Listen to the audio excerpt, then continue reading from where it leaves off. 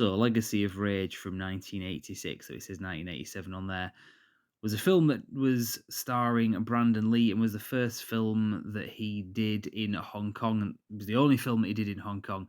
Bolo Young, as you can see here, had a bit part in the movie. He obviously was in Bloodsport with Jean-Claude Van Damme around about the same time, but more importantly, he was also in Enter the Dragon, which was a Bruce Lee film. So there's connective tissue there. It does feel like a bit of a continuation. As you can see, there's a bit of martial arts going on with this film, obviously, with Brandon Lee being in there. But from what I understand, he didn't actually really want this to be too heavy on the martial arts. So they went into a more John Woo style direction where a lot of the action sequences, specifically more towards the end of the film, tend to be more to do with golden fights. So if you've seen John Woo movies from this era, like Hard Boiled, that kind of thing, and you like those kind of films, you might like this. It's not as good as those films that John Woo did, like A Better Tomorrow and, as I say, Hard Boiled, but it's certainly pretty good, and it's an interesting one. Like I say, if you're a fan of Brandon Lee, I've been talking about his movies on the channel before. Had a pretty short-lived career, unfortunately, rather like his father. I mean, even less so, to be fair. This one isn't his best, but it's quite unique, as I say, because it's the only one he did in Hong Kong. So this movie is with subtitles. If you're watching this, it's not an English spoken movie for the most part. The general plot of the movie is Brandon Lee gets framed by a friend of his who's involved with organized crime. Brandon Lee's character, also called Brandon, doesn't realize the depth of what he's gotten into here.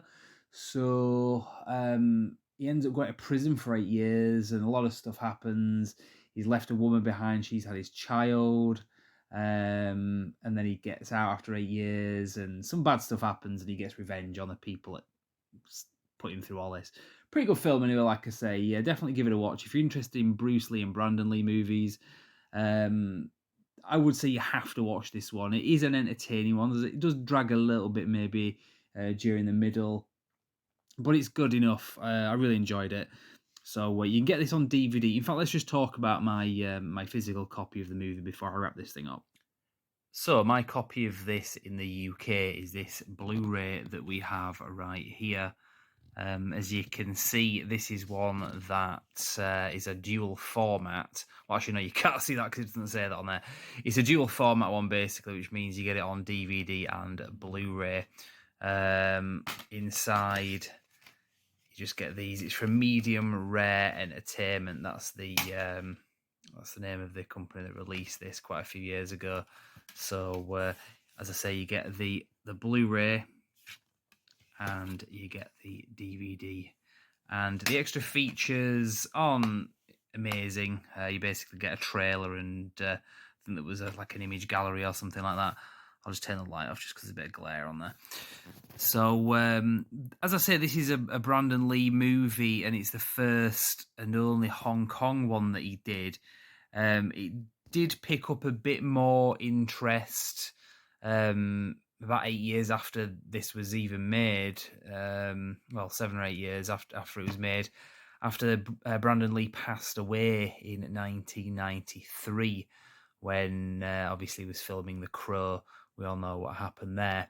A lot of his older movies, although when they were released, such as Rapid Fire, Showdown in Little Tokyo, Laser Mission, I've talked about some of those already on the channel. They weren't huge box office hits when they came out initially, but such as we've got here, they did gain a new audience and a new wave of interest after Brandon Lee passed away. So, pretty good film anyway. As I say, if you like the movies by guys like John Woo, this is something that kind of, I wouldn't say ties in with that genre necessarily, but it certainly does pull in some of the vibe of those types of film. And it came out in an era when those movies were really starting to pick up in popularity. So you can definitely say this film is a product of its time.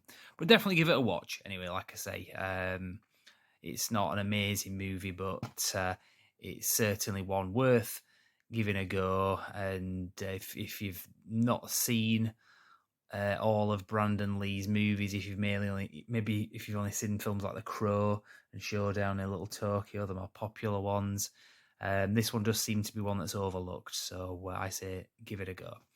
And on that note, I will leave it there. So, as I say, I've been talking quite a bit about Bruce Lee, Brandon Lee in the last couple of months on the channel. Pretty much that's all I've been talking about on here. Does seem to have been getting a bit of interest. So, you can check that some of those videos out on the channel.